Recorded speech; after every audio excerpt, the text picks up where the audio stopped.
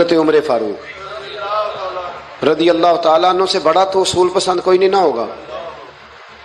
یعنی بہت بڑا چودھری بھی اگر اپنے گلی کے اندر حضرت ابو سفیان جیسے لوگ مسلمان ہو گئے، کلمہ پڑھ لیا، اور جناب ابو سفیان رضی اللہ تعالیٰ عنہ نے اپنے گھر کے اندر نہ تھوڑی سی سامنے اینٹیں رکھ کے جگہ بنا لی، تو حضرت عمر کو پتہ چلا تو فرمایا جیسے بنائی ہے ویسے وہ کھیڑو بھی. آپ نے لوگوں کا رستہ تنگ کر دیا. اصول پسند آدمی، اصول کی بات آئے تو بیٹے کو بھی معافی نہیں، کسی کو معافی نہیں، بڑے اصول پسند تھے.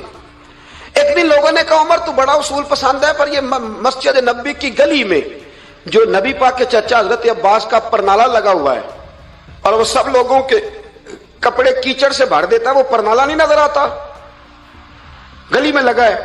اب تو ہمارے پرنالے اور طرح کے ہیں نا، تو جو حرم شریف میں آپ میزاب رحمت ہے وہ دیکھا نا آپ نے، وہ پرانے زمانے میں جو لوہے کے پرنالے ہوتے تھے، تو وہ واقعی پوری گلی جو تھی نا وہ گزر کوئی نہیں سکتا تھا. اتنا اچھا شاور ہوتا ہی کوئی نہیں تھا جتنا وہ ہوتا تھا. وہ بڑا تگڑا قسم کا پرنالہ ہوتا تھا، تو کوئی شے نہیں گزر سکتی تھی بڑی دیر تک. بارش کے رکنے کے بعد بھی ساری چھت سے جب تک پوری مٹی اور پوری توڑی ساری نہیں نہ اتر جاتی تھی تب تک وہ پرنالہ نہیں سانس لیتا تھا. تو پرنالہ بہتا تھا اور وہاں سے بڑا مین گلی تھی مسجد کو آنے کی، لوگوں کے کپڑے آلودہ ہو جاتے. ایک دن لوگوں نے حضرت عمر سے کہا یہ پرنالہ نہیں نظر آتا، یہ نہیں اصول پسندی؟ تو جناب عمر فاروق رضی اللہ تعالیٰ عنہ فرمانے لگے اتار دیتے ہیں پرنالہ، یہ بھی اصول پسندی ہے، اتارتے ہیں. حضرت عمر فاروق نہ گئے، اور شارحین نے لکھا ہے کہ اونٹ کے اوپر بیٹھ کر آپ نے یوں پکڑ کے نا پرنالہ کھینچا، اور جناب عباس کے گھر والوں سے فرمانے لگے 4 کونے ہوتے ہیں گھر کے، چھت کے 4 کونے ہیں، کسی اور میں لگا لو پرنالہ کو، ضروری ہے کہ نمازیوں والی گلی پہ لگایا جائے؟ یہ کہہ کے آ گئے، کسی کی ضرورت تھی بات کرے. حضرت عباس آئے تو لوگوں نے آ کے کہا کہ عمر نے پرنالہ کھیڑ دیا اور فرمایا کہ 4 کونے کہیں اور لگا لو. تو حضرت عباس مسکرائے. لوگوں نے کہا مسکراتے کیوں ہو؟ فرمانے لگے کوئی مسئلہ نہیں، عمر خود آ کے لگا کے جائے گا. جیسے وہ کھیڑا ہے ویسے. لوگوں نے کہا وہ عمر ہے، عمر کو بدلنا اور اس کی بات کو بدلنا اور اتنی جرت کہ وہ لگا کے جائے، جس بندے کو دیکھ کے شیطان گلی کا رستہ بدل جاتا ہے، آپ اس کی بات کر رہے ہیں. فرمایا میں نے کہہ دیا نا عمر لگائے گا، تو انشاءاللہ عمر لگائے گا. حضرت عباس مسجد میں آئے، نماز پڑھی تو کہتے میں نے بات چھیڑی دی. عمر خود کہنے لگے کہ حضور آپ سے تو امید نہیں تھی. حضرت عباس سے کہنے لگے بھئی جگہ بھی ہے، 4 کونے ہوتے ہیں گھر میں، کو ضروری ہے اسی کونے پہ لگے جہاں سے نمازی گزرتے ہیں؟ یہ بخاری مسلم کی حدیث ہے.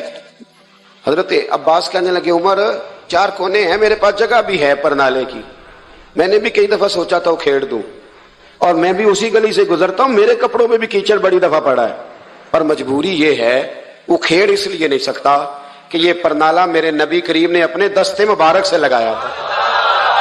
فرمایا میں مکان بنا رہا تھا، چھت بنا رہا تھا، تو حضور اچانک آ گئے، اور کئی لوگ گواہ ہیں اس کے. رسول کریم تشریف لائے اور نبی پاک علیہ السلام نے فرمایا لاؤ چچا تھوڑا میں بھی کرتا ہوں، اور پھر میرے نبی کریم صلی اللہ تعالی علیہ وسلم نے اپنے دستے مبارک سے یہ پرنالہ لگایا تھا. کئی دفعہ سوچا وہ کھیڑ دوں، پھر سوچتا ہوں حضور نے لگایا تھا. لیکن چلو اب تو علت پائی گئی، اب تو سمجھ آ گئی، اصول بن گیا. اب تو اصول بن گیا نا، تو ٹھیک ہے آپ اب اس طرح کریں، وہ کھیڑ دیا تو ٹھیک ہے. جناب کہنے لگے پہلے کیوں نہیں بتایا؟ بھئی وہ نمازیوں پہ چیٹے پڑتے ہیں، گلی کا رستہ ہے. فرمایا رس پڑتے ہیں تو پڑھتے رہے، آپ نے بتایا کیوں نہیں؟ حضرت جناب عباس کہنے لگے کہ آپ کا کیا خیال ہے کہ میں یہ کروں گا کہ لوگوں پہ چھینٹے پڑے اور مجھے پرواہ نہ ہو؟ حضور نے لگایا تھا. حضرت عمر فاروق نے نا جناب عباس کا بازو تھاما، تن تندور تے ہڈاں دا بالن، بازو تھاما اور تھام کے نا اسی جگہ لے گئے جہاں پرنالہ کھیڑا تھا. پہلے تو اونٹ پہ چڑھ کے لگایا تھا نا، تو اب کہنے لگے حضرت عباس سے کہ آپ نا میرے کندھوں پہ چڑھ گئے، میرے کندھوں پہ تن تندور تے ہڈاں دا بالن، اسی ہاواں نال تپایا، کپ کپ مکیاں پیڑے کیتے، اتوں عشق پلے تھن لایا، تن دا سالن تے من دی ہانڈی، لون صبر دا پایا. غلام فریدہ وے میں ساری تیری، تینوں اجے یقین نہیں آیا؟ فرمایا خود لگائیے. حضرت عباس رضی اللہ تعالیٰ عنہ وہ پرنالہ لگا کے اترے تو حضرت عباس بھی رو رہے تھے اور جناب عمر بھی رو رہے تھے، آنکھوں میں آنسو تھے.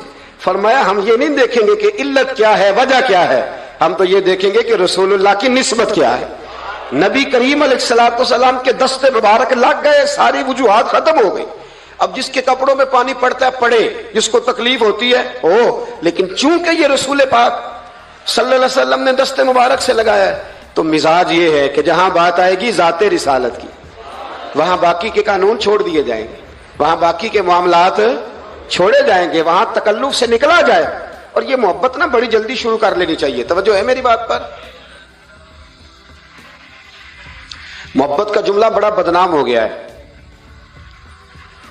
لوگوں نے ہوس کے رشتے کا نام محبت رکھ دیا ہے. میں نے کہہ دیا جو کہنا تھا. اب تو محبت کا فکرہ جو ہے وہ ایسی جگہ فٹ کیا جاتا ہے جہاں سے نہ فٹ کرتے ہوئے سمجھ نہیں آتی کہ یہ کیا کہہ رہا ہے. محبت بڑے پاکیزہ جذبے کا نام ہے. محبت ایک بڑی ستھری چیز کا نام ہے. اور محبت کے قابل صرف ہے ہی وہ حبیب جو مدینے کے چاند ہے. باقی یہ کیا بات ہوئی کہ ادھر بھی محبت کر لو ادھر بھی محبت کر لو. اپنا معیار زمانے سے جدا رکھتے ہیں. اور بھائی ہم تو محبوب بھی محبوب خدا رکھتے ہیں. پیار کریں تو اس سے کریں جو بے عیب ہے، جو لا ریب ہیں، ان سے محبت کریں. میرے نبی کریم علیہ السلام سے نا بڑے شروع میں بڑے آگاہ ایک صحابی تھے، حضرت برا بن مالک نام تھا. چھوٹی سی عمر تھی. حضور گلی سے گزرتے نا کبھی تو جذبہ تھا بڑا. چھوٹی عمر، بعد نے لکھا صرف 14 سال کے تھے، بعد نے لکھا نہیں 14 تو زیادہ ہیں، 12 سال عمر تھی. عشق لگا سی کھیڈا کھیڈ دی. 12-14 سال عمر. اصل میں نا بچوں کی ڈائریکشن ٹھیک نہیں. ان کی ڈائریکشن ٹھیک ہو نا تو یہ چوکوں میں کھڑے ہو کے موبائل پہ گیمیں نہ کھیلیں اور معاذ اللہ میسج نہ کریں، بلکہ یہ مسجد میں بیٹھ کے نبی پاک کی نعتیں سنیں. ہم نہ وہ کام کر نہیں سکے. میرے جیسے لوگوں نے بڑی کوتاہی کی زندگی میں. ہم محبت رسول کا پیغام بانٹ نہیں سکے. ہم نے اپنی بیماریاں دیکھی، اپنی تھکاوٹیں دیکھی، یہ دیکھا کہ فلاں شہر کیسے جائیں فلاں شہر کیسے جائیں. ہم وہ کام کر نہیں سکے جو ہمیں کرنا چاہیے تھا. ذمہ تھا، باپ کی ذمہ ہے. نبی پاک نے فرمایا ماں باپ کی ڈیوٹی ہے اپنی اولاد کو میری محبت سکھائیں. پر ہم وہ رنگ دے نہیں سکے، ہم وہ مزاج دے نہیں سکے. ہم نے وہ کوتاہی کی. ہم نبی پاک کا حسن، حضور کی سیرت، اخلاق عالیہ، کردار، گفتار، رفتار، انداز، تربیت، وہ ساری باتیں قوم کو بیان نہیں کر سکے. اس لیے لوگ وہاں پہنچے نہیں. ورنہ مغز قرآن روح ایمان جانے دیں ہست حب رحمت للعالمین. ہم وہاں تک لے جا نہیں سکے. حضرت برا بن مالک نا 12 سال کی عمر ہے. 12 سال. نبی پاک گلی سے گزر رہے تھے تو دوڑ کے آ گئے. آ کے نا حضور سے چمٹ گئے. عرض کرنے لگے حضور کوئی حکم بتائیں، میرا دل کرتا ہے آپ کی بات مانوں. کوئی حکم حضور. مجمع الزوائد میں حدیث.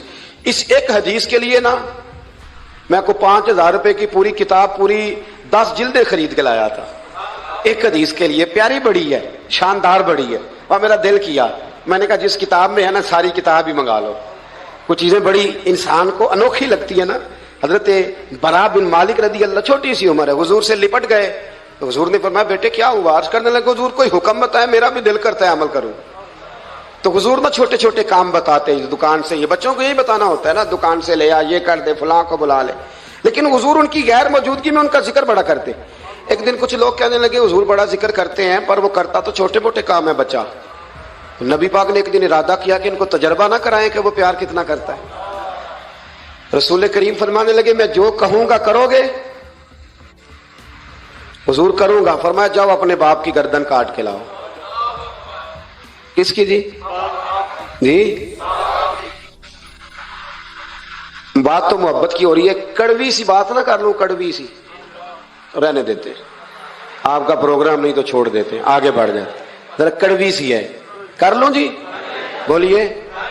یعنی باپ کی، ہم محبت رسول میں صرف داڑھی کی بات کرتے ہیں، کسی کی گردن کی نہیں. صرف ہم کہتے ہیں حضور سے محبت ہے تو میں نے کہا تھا نا کڑوی ہے. آپ نے مجھے گھورنا شروع کر دیا اور خاصا تیز گھور رہے ہیں آپ. اور خدا کے بندو یہ رسول اللہ کی سنت ہے. کسی کو نہ اچھی لگے، کسی کوئی تعریف نہ کرے، پر میرے رسول کو تو اچھی لگتی ہے کہ نہیں. نبی، ایک بندہ مجھے کہتا ہے داڑھی کے نام پہ لوگ تانے بڑے دیتے ہیں، داڑھی رکھی ہے تو یہ کرتا ہے. تو میں نے کہا یہ نبی پاک کے نام کا تانا ہے، اسے خوش ہو کے قبول کر.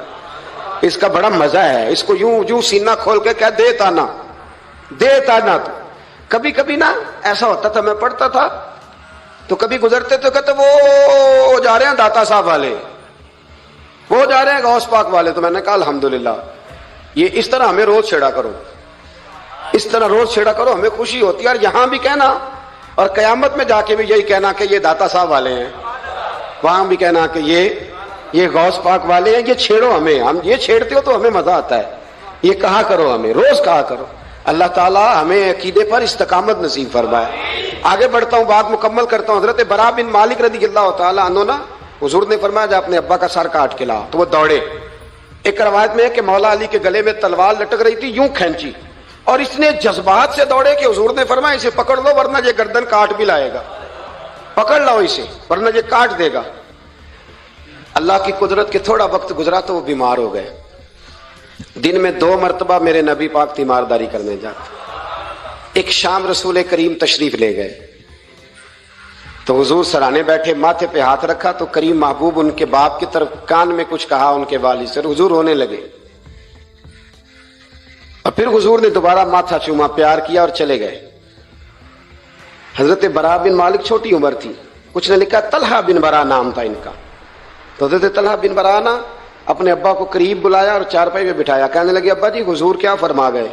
کہا بیٹا تیرے والی بات نہیں. کہا نہیں بتائیے. کہا نبی کریم علیہ السلام نے فرمایا کہ شام کو نا میرے طلحہ کا انتقال ہو جائے گا, اور جب اس کی روح پرواز کر جائے تو مجھے خبر کرنا, میں آ کے جنازہ پڑھاؤں. ٹھنڈ بڑی تھی, مدینے میں ٹھنڈ بڑی تھی. حضرت طلحہ نے نا اپنے باپ کا ہاتھ پکڑا اور اپنے سینے پہ رکھا. کہنے لگے ابا حضور تو جو فرما گئے, پر میری وصیت یاد رکھنا, نبی پاک کے دین کا قانون یہ ہے کہ جب کوئی انتقال کر دے تو جلدی دفن کرو. اس طرح کرنا, رات کا وقت ہوگا, جب میرا انتقال ہوگا تو فوراً غسل دے کے نا دفن کر دینا, نبی پاک کو خبر نہ کرنا, نہ بتانا. عمر دیکھو اور بات دیکھو. کہ حضور کو کیوں نہیں بتانا, حضور خود فرما کے گئے ہیں. تو کہنے لگے رات کا وقت ہوگا تو جن گلیوں سے حضور نے گزر کے آنا ہے نا وہ یہودیوں کے محلے ہیں. ایسا نہ ہو کہ میرے جنازے کی وجہ سے کوئی یہودی میرے نبی کو تکلیف دے دے, میرے جنازے کی وجہ سے, جنازے کی وجہ. یہاں کہتے ہیں حضرت صاحب مجھے بڑا پیار ہے آپ سے, پر میرے گھر ضرور پہنچے, جیسے مرے یا جیے وہاں شام کو آپ کو پہنچنا پڑے گا. میرے رسول کریم علیہ السلام کے غلاموں نے دیکھو انداز محبت کیا بیان فرمایا. کہا نبی پاک کو تکلیف نہ ہو میری وجہ سے, میرا جنازہ خود ہی پڑھ کے مجھے دفن کر دینا. ان کا انتقال ہو گیا, رات کو دفن کر دیا. صبح حضور تشریف لائے, وہ محبوب جنہیں اللہ نے غیب کے خزانوں کی کنجیاں عطا فرمائی. فرمایا بتایا کیوں نہیں, مجھے بتاتے, میں خود جنازہ پڑھتا, میں خود نہ قبر میری تے میرے اپیرا جے کر پاوے پھیرا, قبر دے اندروں ہڈیاں اٹھ کے مجرا کر سن تیرا. کہا بتایا کیوں نہیں, خبر کیوں نہیں کی, میں جنازہ پڑھتا, میں خود پہنچتا. تو باپ رو پڑے, عرض کرنے لگے حضور میرا تو پتر تھا, میرے لیے اس سے بڑی سعادت کیا ہوتی کہ آپ جنازہ پڑھاتے, پر اس نے وصیت کر دی تھی کہ حضور کو بتانا نہیں, تکلیف ہوگی. نبی کریم فرمانے لگے بتاؤ مجھے اس کی قبر کہاں ہے. اور یارو غور کرنا, ساری دنیا گنبد خضرا روضہ رسول پہ اور نبی پاک ایک غلام کی قبر پہ تشریف لے گئے. خود نبی کریم گئے اور آج حضور نے دعا انوکھی فرمائی. فرمایا اے اللہ جب میرا طلحہ تجھ سے ملے نا تو ذرا اس سے مسکرا کے بات کرنا جو تیری شان کے لائے. رسول اللہ کی محبت, نبی پاک کی غلامی, رسول اللہ کا پیار. اعلیٰ حضرت کہتے ہیں جان ہے عشق مصطفیٰ, روز فضو کرے خدا, او بھائیو جس کو ہو درد کا مزہ وہ نازے دوا اٹھائے کیوں. اور اعلیٰ حضرت فرماتے ہیں جلنا تو ہے, کوئی دولت کے لیے جلتا ہے, کوئی شہرت کے لیے جلتا ہے, کوئی اقتدار کے لیے جلتا ہے. فرمانے لگے اے عشق تیرے صدقے جلنے سے چھٹے سستے, جو آگ بجھا دے گی وہ آگ لگائی ہے, جو ساری آگ بجھا دے گی وہ. حضور کے غلام تھے حضرت ابو بصیر ان کا نام تھا. حضرت ابو بصیر رضی اللہ تعالیٰ عنہ نا حضور کے غلام تھے, تو قید تھے, مکہ مکرمہ میں قید تھے. ادھر میرے نبی پاک نے معاہدہ کر لیا قریش مکہ کے ساتھ حدیبیہ کے مقام پر کہ اگر کوئی مسلمان بھاگ کے مکے سے مدینے آئے گا تو مدینے والے پناہ نہیں دیں گے. یہ بھی عشق کا امتحان ہے کہ جس سے آپ محبت کریں وہ پناہ ہی نہ دے. میں تو کہہ چکا ہوں نا کہ آپ صرف ٹائم نہ دیں تو تعلق ختم ہو جاتا ہے. پناہ نہیں دینی. نبی پاک صلی اللہ علیہ وسلم نے وعدہ کر لیا کہ پناہ کس کو نہیں دینی, بول کے بتائیے. کافر تو پناہ لینے آ ہی نہیں رہا تھا, کس نے لینے آنا تھا, سارے بولیے. فرمایا کہ میں پناہ نہیں دوں گا جو وہاں سے آئے گا, حضور نے وعدہ کر لیا. حضرت ابو بصیر بھاگے آئے اور صحابہ کہتے ہیں جب آئے نا تو ان کے ہاتھوں پیروں میں ابھی زنجیریں باقی تھیں. حضرت ابو جندل کے ساتھ بھی ایسا ہوا، پر وہ حدیبیہ میں ہوا. لیکن یہ مدینے آئے، زنجیریں تھیں، خون بہ رہا تھا اور تڑپ کے روئے، یا رسول اللہ مجھے بڑا مارتے تھے وہ، حضور میں جیل توڑ کے بھاگا ہوں. ابھی اللہ کے رسول ان کی بات سن ہی رہے تھے کہ 4 بندے قریش مکہ کا خط لے کے آ گئے، آپ کا وعدہ تھا آپ پناہ نہیں دیں گے. کتنا مشکل مقام ہے، ایک غلام بھاگ کے آ جائے. میں کہا کرتا ہوں کہ صرف آپ ساتھ لے کے نہ جائیں آئیں تو لوگ کہتے ہیں کہ میرے سے تو دلچسپی چھوڑ گئے. حالانکہ اصل محبت اس کی ہوتی ہے کہ محبوب توجہ بھی نہ کرے پر وہ کہے کہ میری تو ڈیوٹی غلامی کرنا ہے نا. یہ اصل محبت ہے، یہ عین محبت. میں نے آپ کو پہلے بھی کئی دفعہ کہا ہے، میرے صاحب رحمۃ اللہ علیہ کچھ بندوں کو اٹھ کے ملتے اور کچھ آتے تو سلام بھی پورا سا لیتے. میں نے ایک دن کہا حضور سارے ہی مرید ہیں، پیر بھائی ہیں، تو کچھ سے آپ بڑا اٹھ کے بغل گیر ہوتے ہیں، پیار کرتے ہیں، کچھ سے صرف ٹھیک ہے گزارا ہو جائے گا. تو حضرت صاحب فرمانے لگے یہ جو میں جس سے بالکل سلام نہیں نہ لیتا اس سے مجھے پیار زیادہ ہے اور اس کا بھی مجھ سے پیار. میں نے کہا جی وہ کس طرح؟ کہنے لگے کچھ بندے ایسے ہوتے ہیں پروٹوکول نہ دو تو ڈر ہوتا ہے بھاگ جائیں گے، اور کچھ کا پتہ ہوتا ہے کہ جوتے بھی مارو تو یہ ہمارا، یہ جا نہیں سکتا کہیں، جوتے بھی مارو تو کہیں جائے گا، یہ اس کو کسی پروٹوکول کی ضرورت. جس نے پروٹوکول مانگا اس نے تو گویا کہا کہ میں آپ عزت کریں گے تو آؤں گا، نہیں کریں گے تو نہیں آؤں گا. تو یہ آدھے ہاتھ سے سلام لیتے ہیں، کبھی بھی نہیں بٹھایا ساتھ، چل ٹھیک ہے بھاگ جا اپنا کام کر، لیکن ہے میرا، کہیں جا سکتا اس نے ادھر ہی رہنا ہے. اس لیے کچھ لوگوں کو پروٹوکول کی کوئی ضرورت نہیں ہوتی. کچھ کہتے ہیں میں گیا ہوں تو ملے ہی نہیں، نے پیار ہی نہیں کیا. تو بھئی یہ ابھی آپ کچے ہیں، آپ کو پکا ہونا چاہیے، ابھی پختگی کی ضرورت ہے. سمجھے جو بات عرض کرنے لگا. حضرت ابو بصیر وہاں کھڑے ہیں، نبی کریم علیہ الصلوۃ والسلام کے پاس وہ خط لے کے. کتنا مشکل مرحلہ تھا. ایک بندہ بھاگ کے آیا ہے، زنجیریں ہیں، خون ہے، سفر ہے، رو رہا ہے، تڑپ رہا. حضور مجھے نہ بھیجیے گا، یہ مجھے مارتے ہیں. میرے رسول کریم کو جب خط ملا تو حضور فرمانے لگے ابو بصیر تو جانتا ہے کہ میں اپنے وعدوں کا پکا ہوں، تجھے پتہ ہے اب چونکہ میں نے معاہدہ کیا ہے کہ میں نہیں پناہ دوں گا وہاں سے بھاگ کے آنے والوں کو تو نہیں دوں گا، لہذا تم واپس جاؤ. حضرت ابو بصیر نے آنکھیں کھول کے دائیں بائیں دیکھا تو صحابہ کی گردنیں جھک گئی. نبی کریم علیہ السلام کی آنکھوں میں بھی آنسو چمکے کہ اے اللہ کتنا مشکل مرحلہ آتا ہے میدان محبت میں. فرمایا واپس جانا پڑے گا. حضرت ابو بصیر واپس نکل رہے ہیں تو رو رہے ہیں.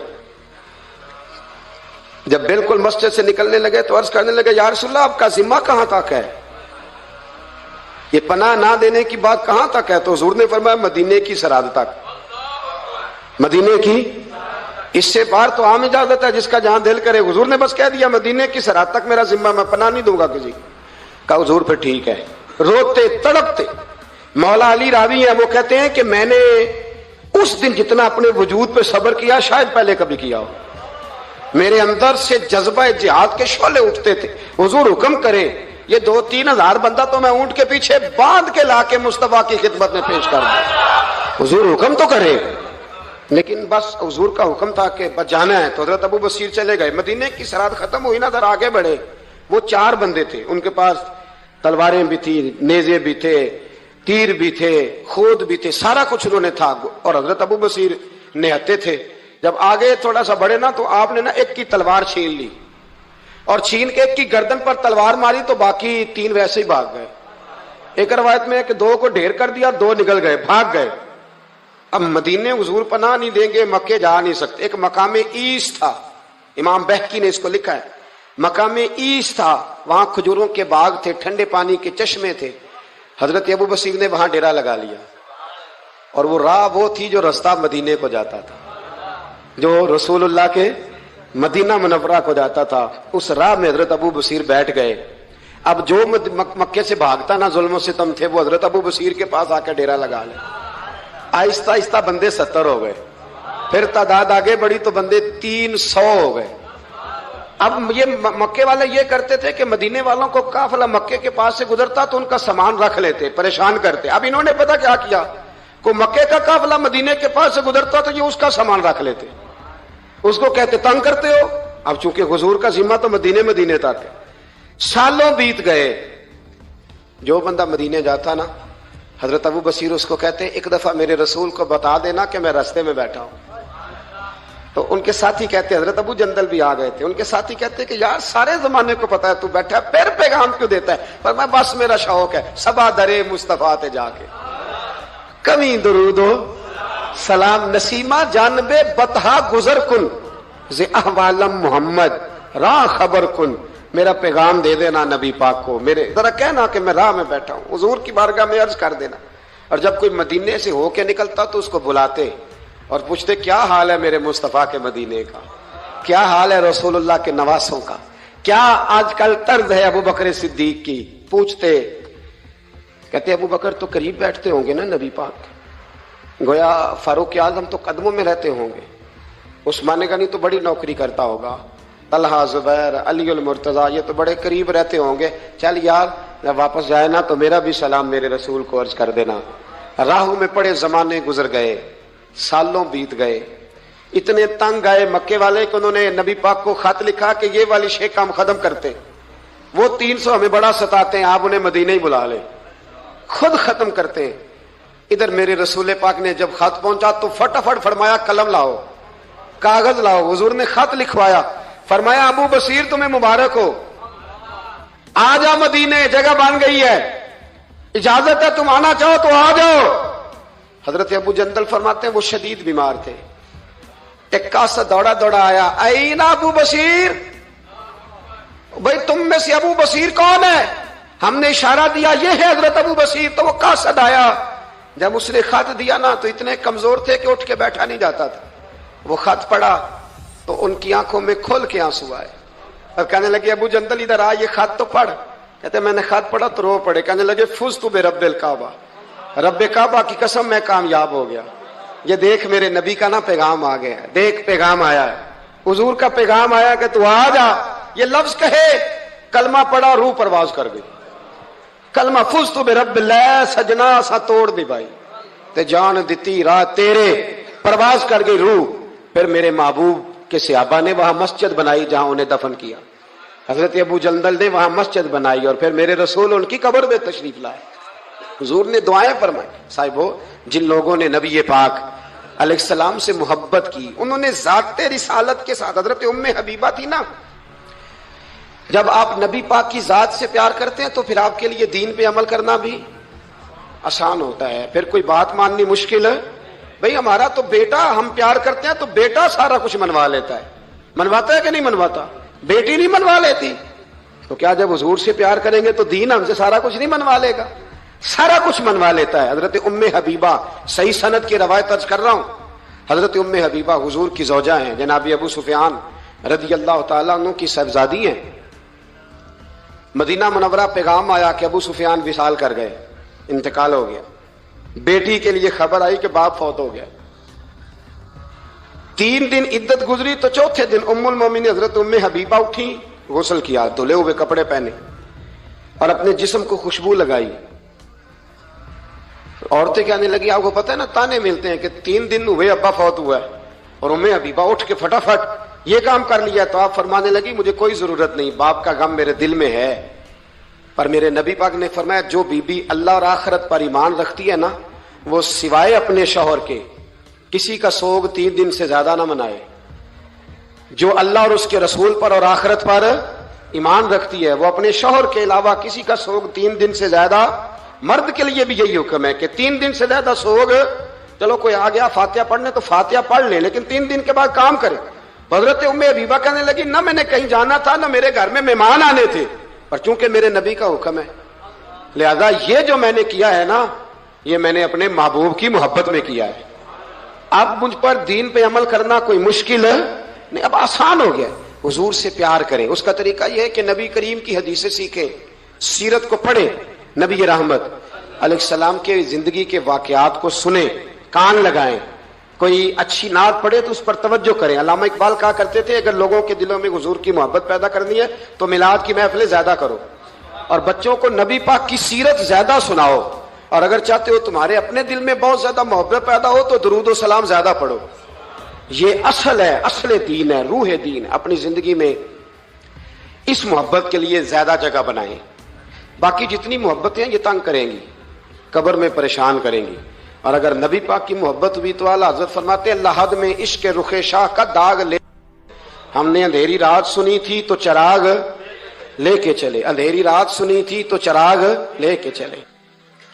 ایک تو بڑی معروف حدیث بخاری مسلم میں موجود ہے کہ عروہ بن مسعود ثقفی کہتے ہیں جب میں آیا اور میں واپس گیا تو جا کے پھر انہوں نے کہا قریش مکہ سے، جا کے مسلمانوں کی جنگی صلاحیت کا ذکر نہیں کیا، بلکہ جا کے کہنے لگے یار میں بڑی دنیا پھرا ہوں پر جو ادب نبی پاک کے غلام اپنے نبی کا کرتے وہ میں نے کسی کا دیکھا نہیں ہے۔ دوسری روایت بخاری مسلم میں حضرت انس بن مالک رضی اللہ تعالیٰ عنہ کی ہے۔ حضرت انس بن مالک رضی اللہ تعالیٰ عنہ ارشاد فرماتے ہیں کہ نبی پاک علیہ السلام کے جب ایام وصال قریب آئے نا تو حضور مسجد میں آنا جانا کم فرما دیا تھا، کئی دن حضور تشریف نہیں لاتے تھے، تبھی علالت کے باعث۔ یہ بھی اللہ تعالیٰ کی قدرت کاملہ ہے۔ فرماتے ہیں ایک دن نا پیر شریف کا دن تھا اور فجر کی جماعت تھی اور جناب ابو بکر صدیق نماز پڑھا رہے تھے، اچانک نا حضور کا دل کیا غلاموں کو دیکھنے کو، تو حضور نے نا حضرت عائشہ صدیقہ کے مکان کے حجرے کا پردہ سرکا کے نا تو غلاموں کو دیکھا۔ اب تو ماشاءاللہ بہت سارے لوگوں نے مدینے کی زیارت کر لی ہے نا، تو آپ جانتے ہیں کہ یہاں کر کے ان کا مکان ہے تو یہاں اگر سامنے امام کھڑا بھی ہو تو مقتدی دیکھ بھی لے پردہ سرکا ہے، تو یہ پہلے والے دیکھ لیں گے جو قریب ہیں، آخری والے تو نہیں نا دیکھ سکتے۔ میری طرف دیکھیں نا یار، ہاں نہ تو کرے نا، اب تو اتنی تو گرمی اللہ نے کی نہیں اس رمضان میں، اتنی تو گرمی کی نہیں، جتنا ٹھنڈ میں بھی سو جاتے ہو، سخت گرمی ہو پھر بھی سو ہی جاتے ہو۔ مہربانی کرو نا، تھوڑا جاگو، اللہ آپ کو جزائے خیر عطا فرمائے۔ میں جو بات کر رہا ہوں اس پہ غور کرو بھائی، یہاں سے پردہ سرکایا کسی نے، تو یہ 5 7 10 جو قریب کے نمازی ہیں وہ تو دیکھ لیں گے، تو وہ جو صف کے اینڈ پہ ہیں وہ کیسے دیکھیں گے؟